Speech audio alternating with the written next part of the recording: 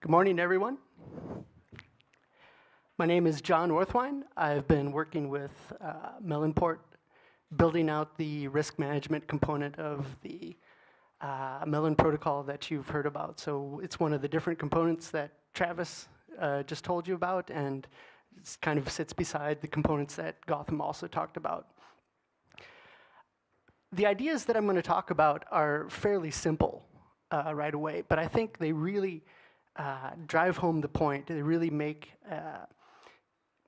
it tangible what the blockchain can do, what managing digital assets on the blockchain in a cryptographically secure environment can do. I'm going to talk to you about three different things today. The first is just this general concept, this general idea of risk and how it's addressed in investment management, and how we kind of moved it over to this idea of risk engineering on the blockchain. Then I'm going to talk about how the traditional world today views risk management, how they operate with their processes and systems, and how that compares to managing natively digital assets on a blockchain environment. And then finally, I'll finish up with some technical details on how it's actually done and how it's extensible for managers that may want to develop their own risk management policies. Okay, so how do we approach this idea of risk in the blockchain world? Risk is basically about uncertainty. And how do we deal with that uncertainty when we're managing other people's assets? It's a very abstract concept, and there are many different kinds of risks. And all of these risks these different concepts of risks accumulate into what the investment management world kind of has a standardized measure of risk. And usually we talk about volatility. But there are many different kinds of risks that build up to this point. So it's not only about volatility. There are many, many different components of this. We're going to talk about just a couple of them, and how we use blockchain tools to really handle these situations up front so that we can actually forget about them. And the idea eventually is to be able to create a portfolio which really excludes some of these risks. So we have a portfolio or a fund that's correct by construction. And that gives us certain guarantees. And we'll see why that's really useful later on at the end.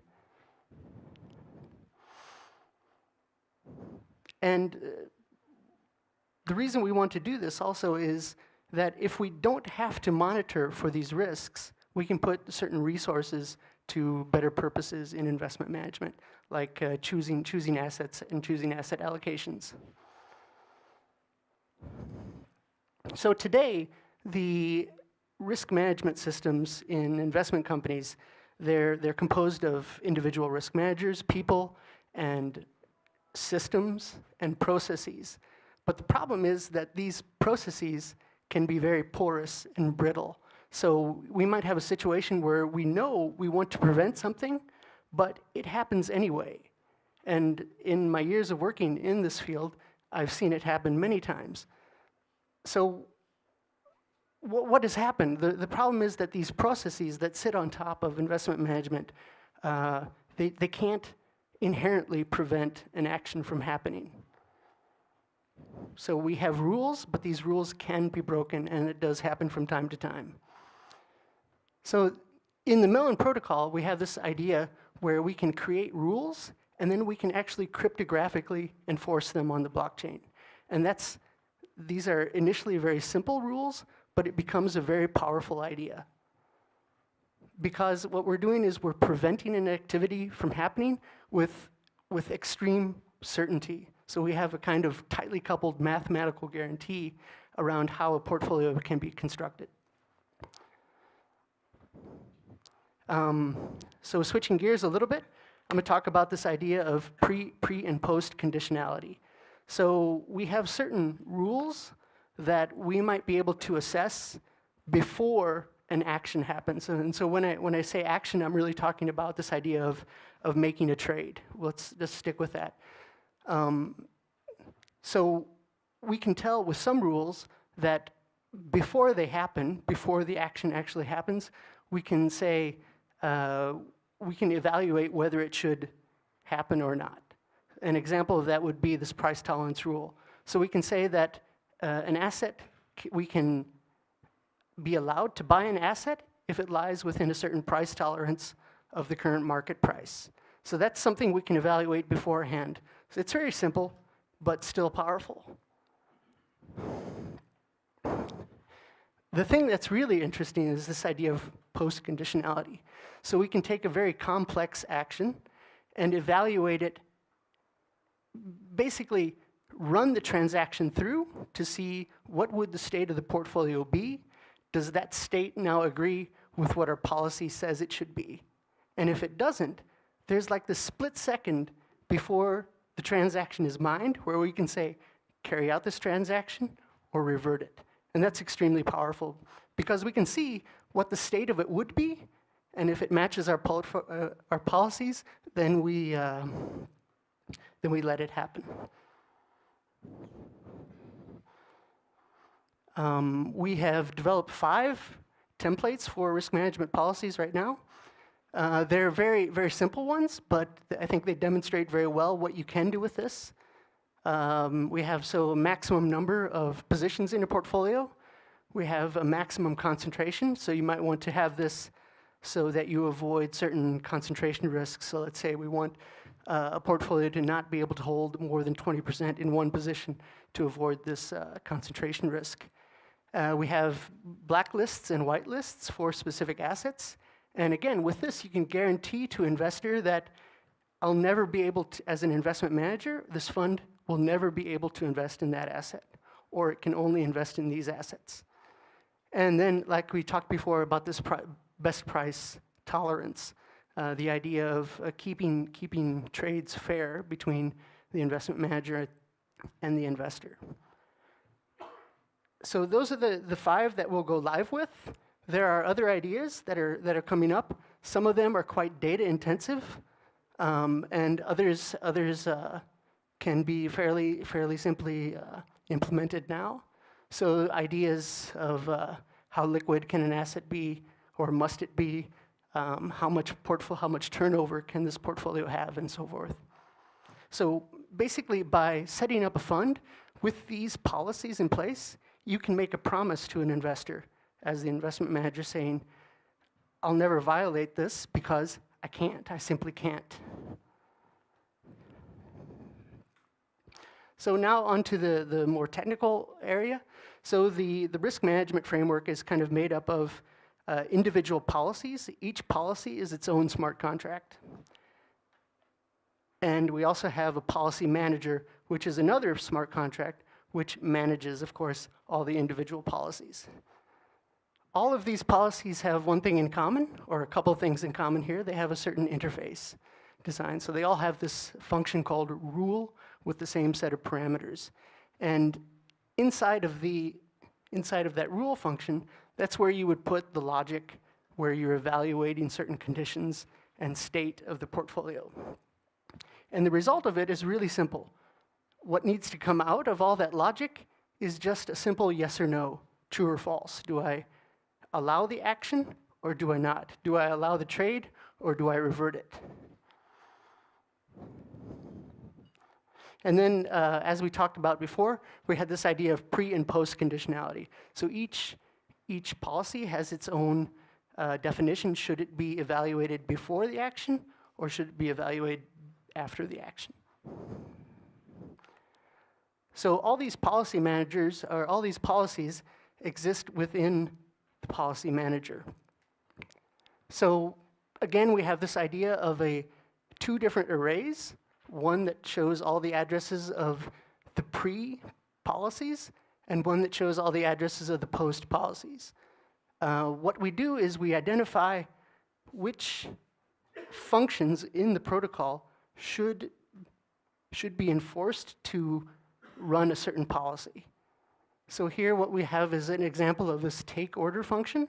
So basically, when we're trading, we have two functions that we're fundamentally executing. It's either a make order or a take order. And here, what we do is we take the hash of that function signature and we register it within this mapping called policies. And each policy is going to be assigned to specific smart contract addresses. And they're either pre or post, as we said before.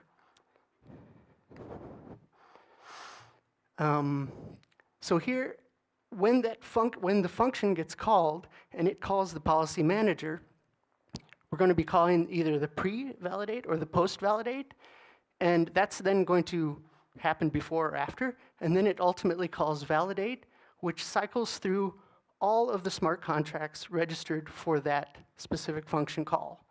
And each one of those calls that's kind of happening in this for loop is going to spit out a Boolean saying you can carry out this action, you can make this trade, or you can take this trade. All right, so that's kind of the end of it. I think the point to make is that when assets are natively digital and we're managing them in this blockchain environment, we have very strong guarantees. We have very powerful tools that we can use. And out of some very simple ideas, some very interesting results start to happen. What it ultimately means here is that a lot of effort that investment managers have been previously putting into monitoring portfolios and looking at them very carefully, we can forget about that because we know that that's taken care of and we can trust it on the blockchain. So managers can actually they can just focus on what they do best, and that's managing portfolios, making discretionary allocation decisions. For investors, it removes certain risks that the market might not be rewarding them for. So they're better off.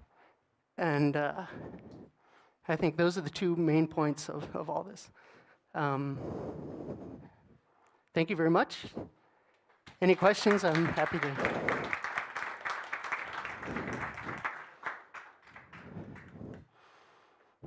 Yeah. So each policy is basically a smart contract in your design. I'm sorry? Each policy is a smart contract in your design. That's right. Each individual policy has its own logic, and that's created with a smart contract. And then when Jenna showed you how you create the fund initially, you're choosing certain policies. And so those smart contracts, at the deployment of the fund, those smart contracts are created and then registered in that fund's smart policy manager. Whenever, for example, you want to change like the max amount of instrumenting from 3 to 4, then you need to create a new smart contract? Well, no, because if you could change it anytime you wanted, there wouldn't be any point in having it. Right? The point is that you can make certain guarantees and promises to how a portfolio is structured and run. Okay, so it's like really fixed forever. That's right. I mean, that's also the powerful thing about the blockchain. That's this immutable part, and we can where we identify that that's valuable, we can exploit that and use it to our advantage. Okay. What would happen, for example, that someone would really like to export to, I don't know, add a new policy or change the policy because something happened in the real world? Yeah, I mean, you always have the option to make a new fund, right? But you would need to withdraw and move? Correct, yeah.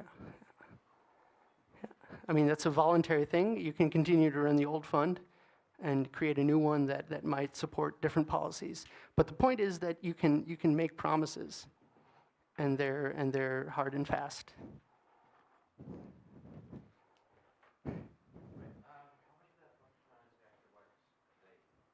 Those five.